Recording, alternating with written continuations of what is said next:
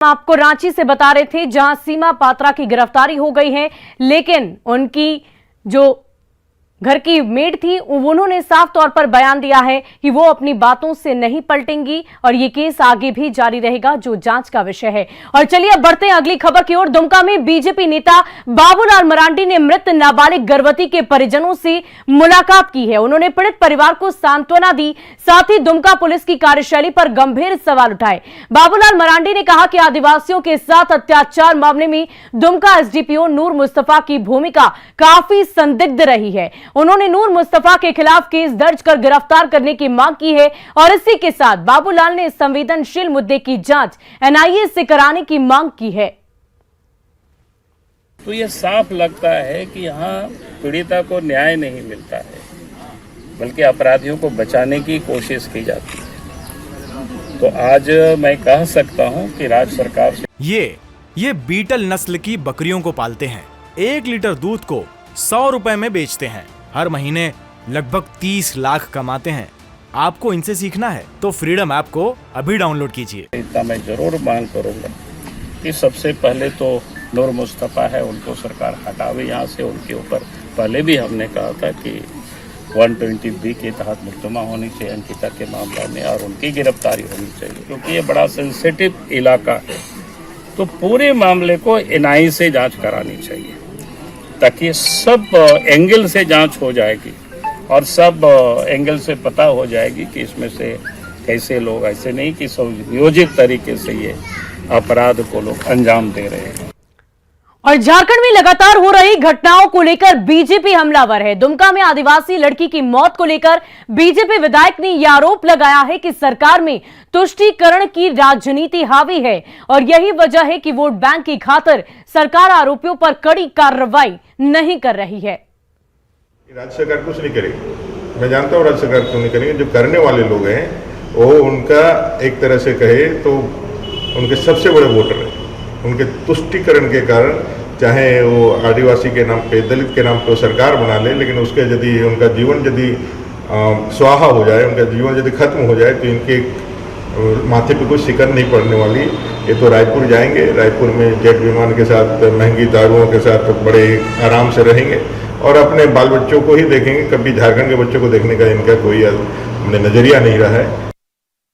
5 सितंबर को होने वाले विधानसभा सत्र से एक दिन पहले बीजेपी ने सत्ता पक्ष पर बड़ा हमला किया है। बीजेपी ने मुख्यमंत्री हेमंत सोरेन को घोषणा वीर बताते हुए कहा कि 32 महीने बाद सत्ता पक्ष को अपने चुनावी वादे और मैनिफेस्टो की याद आई है। उन्होंने सत्र के दिन ही विधायकों को ग्रीन कॉरिडोर बनाकर रायपुर से सीधे विधानसभा लाने की तैयारी का भी आरोप लगाया। देखिए, मुख्यमंत्री की सदस्यता पर जब तलवार लटकी तो 32 महीने बाद ऐसा प्रतीत होता है कि धूल फांक रही उनका मैनिफेस्टो उन्हें याद आया और वो उन्होंने पढ़ने की जहमत उठा ली। और जो कुछ एक निर्णय हुए हैं, जो लगता है, जो ये कह रहे हैं कि हमने जो वादा किया पूरा किया, तो वो शायद उसी से प्रेरित लग रहे हैं। हालांकि हम तो ये भी मानते हैं कि मुख्यमंत्री जी सिर्फ घोषणावीर मुख्यमंत्री हैं। ये इफेक्टिवली ग्राउंड जीरो पे कुछ करते नहीं, सिर्फ घोषणाएं करते हैं। और सुनने में तो ये भी आ रहा है कि झारखंड में इन्हें इतना भय लग रहा है इनके विधायकों को कि ये सत्र के दिन उसी सुबह आएंगे और इन विधायकों के लिए ग्रीन कॉरिडोर बनाया जा रहा है ट्रैफिक को रोक कर, ताकि इन पर कोई खतरा ना हो। आप सोचिए मुख्यमंत्री जी, जिस राज्य में आपको और आपके विधायकों को इतना डर लगता हो तो आम जनता का क्या हाल होगा। और बीजेपी के आरोपों पर जेएमएम ने पलटवार किया है। जेएमएम प्रवक्ता तनुज खत्री ने कहा है कि सीएम के फैसले बीजेपी को पछी नहीं रहे। देखिए, भारतीय जनता पार्टी वो पार्टी है जिसने कर्मचारियों को मिलने वाले जो पेंशन होती थी उसको बंद करने का काम किया था और माननीय मुख्यमंत्री हेमंत सोरेन जी ने पुनः ओल्ड पेंशन को चालू करने का काम किया। आपने देखा कि किस तरीके से जो है कल कर्मचारियों का हुजूम था मुख्यमंत्री आवास में। वो प्यार बांटने आए थे, अबीर गुलाल से खेलने आए थे और कहीं ना कहीं यही सब चीजें भारतीय जनता पार्टी के नेताओं को नहीं पच रही हैं। वहीं कैश कांड मामले में कांग्रेस के तीनों विधायकों को स्पीकर ट्रिब्यूनल की ओर से अपना पक्ष रखने का आखिरी मौका दिया गया है। 7 सितंबर को डिजिटल माध्यम से इस पूरे मामले की सुनवाई की जाएगी। न्यूज 18 से एक्सक्लूसिव बातचीत में स्पीकर रविंद्रनाथ महतो ने कहा कि बचाव पक्ष के अधिवक्ता की ओर से साफ साफ कहा गया है कि जब दूसरे कोर्ट में सुनवाई के दौरान कांग्रेस विधायक अपना पक्ष रख सकते हैं तो फिर वो ट्रिब्यूनल के सामने क्यों नहीं पेश हो सकते। विधानसभा अध्यक्ष से बातचीत की हमारे संवाददाता संजय कुमार सिन्हा ने।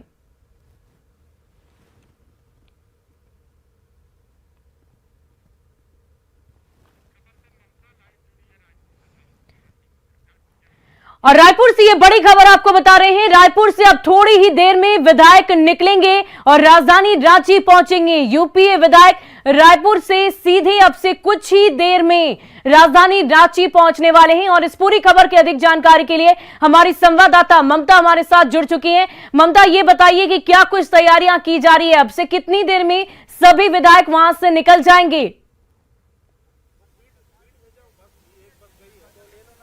बिल्कुल, देखिए 3 बसें ये मेफेयर रिसोर्ट है उसके भीतर गई हुई है और यहाँ से एक बस रवाना हुई है जिसमें लगेज रखा हुआ था विधायकों का। और आप देख सकते हैं तैयारी पूरी है, किसी भी वक्त जो बसेस है वो बाहर निकल सकती है, जिसमें विधायक सवार होकर एयरपोर्ट रवाना होंगे। और पूरी तैयारियां अगर हम बात करें तो कर ली गई है। 3 बसें जो है, जिन 3 बसें पहले भी अगर हम बात करें जब विधायक यहाँ पर आए थे तो 3 बसेस जो है वो तैयार की गई थी। 3 बसों के जरिए वो मेफेयर रिसोर्ट के भीतर गए थे और अभी भी 3 बसेस अंदर गई हुई है और उसमें से एक बस रवाना हुई है जिसमें कि लगेज रखा हुआ है, रखा हुआ था और वो एयरपोर्ट रवाना हो गया है। इसके बाद किसी भी पल आप देख सकते हैं पीछे तैयारियां हैं, किसी भी समय विधायक यहां से रवाना हो सकते हैं। कल विशेष सत्र बुलाया गया है और सभी जो विधायक हैं वो विशेष सत्र में शामिल होंगे। ये बताइए कि इस मेफेयर रिसोर्ट से एयरपोर्ट की दूरी कितनी है, कितनी देर में ये सभी बसें एयरपोर्ट तक पहुंच जाएंगी?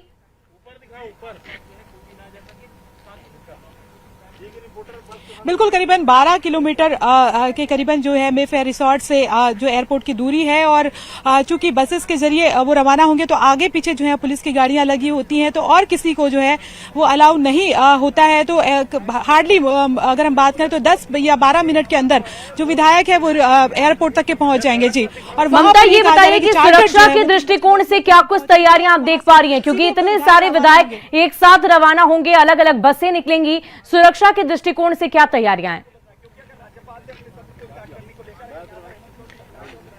बिल्कुल, देखिए मैं अपने कैमरा पर्सन से कहूंगी कि वो आपको दिखाएं। यहाँ पर आप देख सकते हैं कि पुलिसकर्मी जो है वो यहाँ पर खड़े हुए हैं, ये पुलिस की गाड़ियां खड़ी हुई हैं।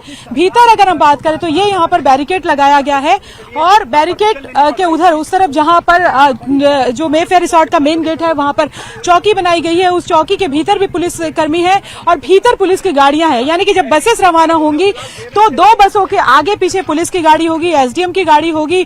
जब विधायक आए हुए थे कलेक्टर और एसपी भी जो है उनका भी जो काफिला है वो उसमें था, ताकि किसी भी तरीके से विधायकों से कोई बात न कर पाए, उनसे कोई संपर्क न हो पाए। और उसी तरह की स्थिति जो है वही तमाम सुरक्षा व्यवस्था होगी और वही पूरी तैयारी है कि विधायकों को उसी सुरक्षित तरीके से अगर हम बात करें कि अकेले तरीके से कि कोई और आसपास न उनसे मुलाकात कर पाए, इस तरीके से जो है उन्हें ले जाया जाएगा एयरपोर्ट तक। जी ममता, ये बताइए कि जो तस्वीरें हम देख पा रहे हैं, पुलिसकर्मी वहां पर मौजूद हैं, क्या किसी विधायक की तस्वीर आप देख पा रही हैं? आसपास कुछ लोग वहां पर मौजूद नजर आ रहे हैं, क्योंकि जाहिर सी बात है अब वक्त कम ही बचा है, हलचल होगी रिजॉर्ट के भीतर।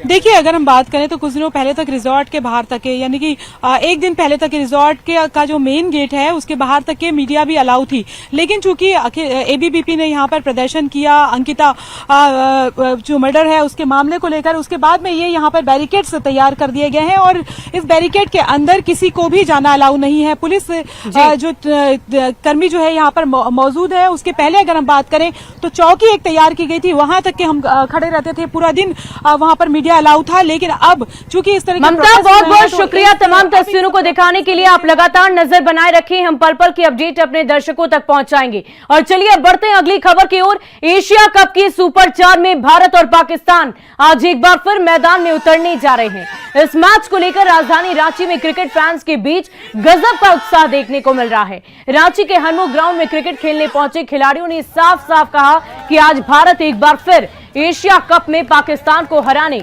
मैदान में उतरेगा। खिलाड़ियों ने टीम इंडिया को फेवरेट बताते हुए चीयर अप किया। हरमू मैदान में क्रिकेट फैंस से बातचीत की न्यूज 18 संवाददाता संजय कुमार सिन्हा ने।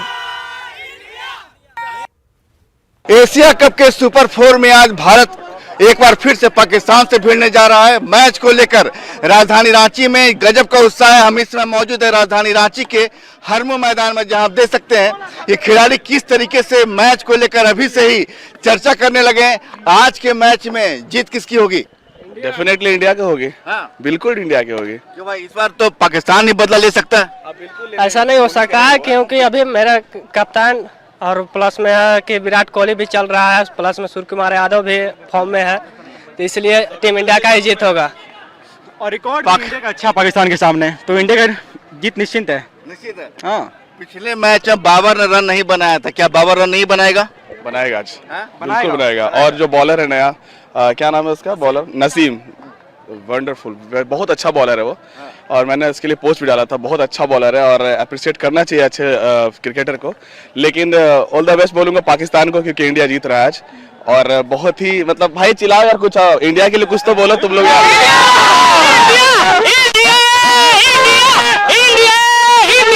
कोहली फॉर्म में आ चुके हैं, तो क्या कोहली के बल्ले से फिर अर्धशतक निकलेगा आज? बिल्कुल निकलेगा आज, बहुत आज 100 जरूर मारेंगे वो। बिल्कुल कोहली शतक मारेगा, कोहली शतक बोल रहे हैं, कोहली क्या 100 मारेगा? कोहली ना 100 नहीं, लेकिन खेलेगा, बहुत अच्छा खेलेगा। हाँ 100 तो नहीं, लेकिन एक दुखद यह है कि रविंद्र जडेजा बाहर हो गया है। अब उसके जगह पे अक्षर पटेल खेलता है कि किसको खिलाता है, अभी तो ये 11 में बात पता चलेगा। पिछले मैच में हार्दिक पांड्या ने 6 लगाकर जीत दिलाई थी, आज के मैच में एक्स फैक्टर कौन होगा? हार्दिक पांड्या, हार्दिक पांड्या, फिर हार्दिक पांड्या। हाँ हार्दिक पांड्या, हार्दिक पांड्या। सूर्य कुमार यादव नहीं, ऋषभ पंत, ऋषभ पंत, सूर्य कुमार यादव नहीं मारेगा? मार सकता है, उसमें कैपेबिलिटी है मारने का, कैपेबिलिटी है मारने का, वो मार सकता है। चलेगा आज, पंत का बैट चलेगा। देख रहे हैं कि अलग अलग फेवरेट खिलाड़ी हैं, कोई बोल रहे हैं पंत का बल्ला चलेगा, कोई बोल रहे हैं हार्दिक मारेगा। लेकिन सबसे बड़ी बात है, क्रिकेट जो है परफॉर्मेंस का खेल है, जो परफॉर्मेंस देगा जीतेगा। लेकिन आज के मैच में साफ कहना है कि जीतेगा तो अपना इंडिया ही।